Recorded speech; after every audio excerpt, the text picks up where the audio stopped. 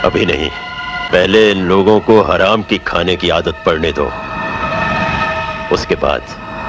आज की कहानी एक ऐसे विलन की जिसके एक इशारे से पूरा बॉलीवुड डर जाता था, जिसके एक बार चिल्लाने से बड़े सुपरस्टार की सिट्टी पुट्टी गुम हो जाती थी।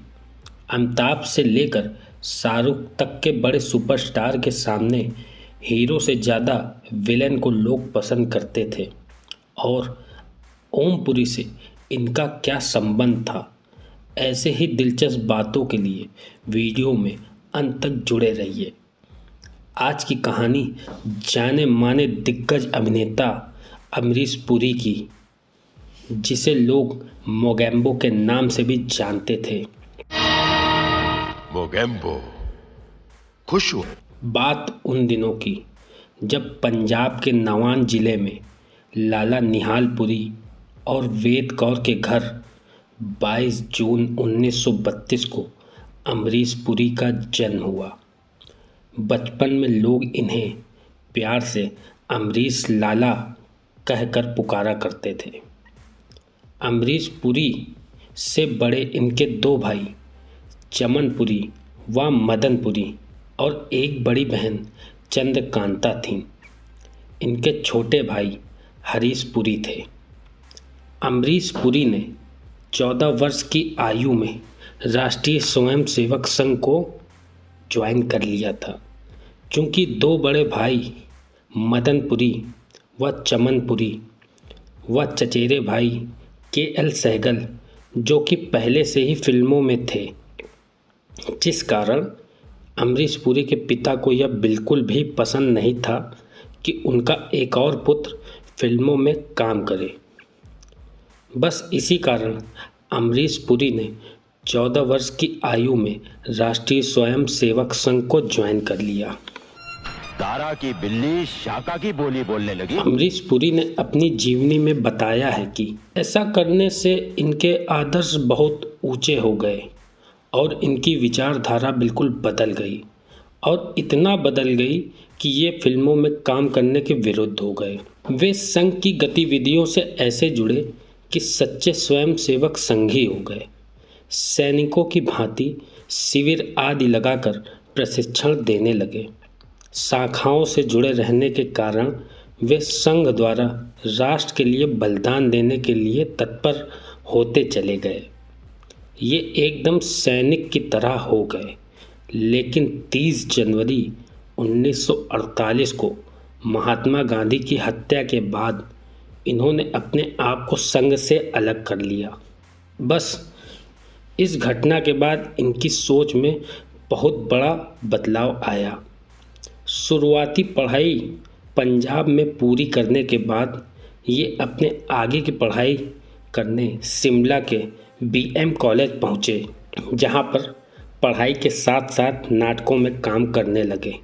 वह गाना भी गाने लगे। यहीं से इनके मन में फिल्मों में काम करने की इच्छा भी जागृत हुई। पढ़ाई पूरी करने के बाद 1953 में अमरीश पुरी मुंबई पहुँचे, इस सोच के साथ कि उन्हें जाते ही बड़ा रोल ऑफर हो जाएगा, क्योंकि उस समय इनके दो भाई चमन पुरी व मदन पुरी बॉलीवुड इंडस्ट्री के जाने माने नाम बन चुके थे। बड़े भाई मदन पुरी के यहाँ इन्होंने डेरा जमाया। उन्हीं के यहाँ इनका पहला पोर्टफोलियो भी तैयार हुआ, लेकिन स्क्रीन टेस्ट में लगातार रिजेक्ट होते गए और रंग रूप के कारण उन्हें अच्छी फिल्में ऑफर नहीं हुई। धीमे धीमे समय बीतने लगा। इस कारण ये अपने भाई पर बोझ नहीं बनना चाहते थे, इसलिए इन्होंने छोटी मोटी नौकरियां करना शुरू किया। कभी कमीशन एजेंट बने तो कभी सरकारी दफ्तर से साधारण से लिपिक की नौकरी की। नौकरी के दौरान ही इनकी मुलाकात उर्मिला से हुई और 27 वर्ष की उम्र में इन्होंने शादी कर ली। और शादी के बाद अमरीश पुरी गृहस्थी में घुस गए। नौकरी और गृहस्थी सब कुछ ठीक चल रही थी।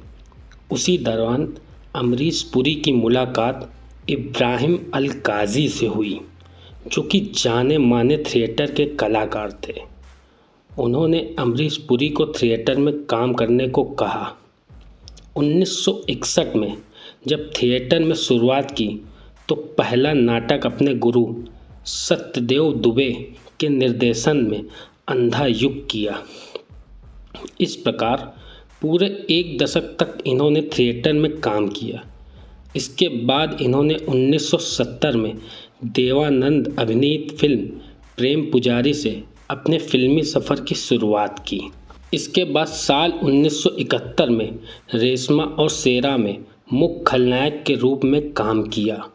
हालांकि हिंदी फिल्मों में आने से पहले इन्होंने 1967 में मराठी फिल्म संततो कोर्स चालू आहे में काम कर चुके थे। इसके बाद अमरीश पुरी की शेर जैसी गरजती हुई आवाज़, खूंखार आंखों ने ऐसा जादू बिखेरा कि हॉलीवुड तक की फिल्में इनको ऑफर होने लगीं।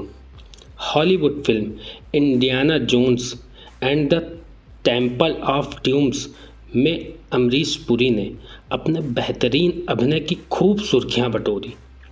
बॉलीवुड, हॉलीवुड के साथ साथ तमिल, तेलुगु, कन्नड़ आदि अलग अलग भाषाई फिल्मों में अमरीश पुरी ने काम किया।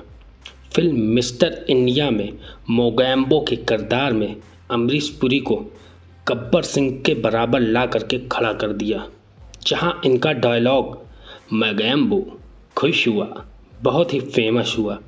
चूँकि गब्बर सिंह के रोल में अमजद खान की खलनायकी के अलावा उनकी अन्य खलनायकी भूमिका में ज़्यादा दमदार काम नहीं लगा, वहीं अमरीश पुरी की लगभग सभी भूमिकाओं में दमदार लगी, जिस कारण इन्हें महानतम खलनायक होने का रुतबा भी मिलता चला गया। अमरीश पुरी ने पूरी फिल्मी कैरियर में लगभग 400 से अधिक फिल्मों में काम किया।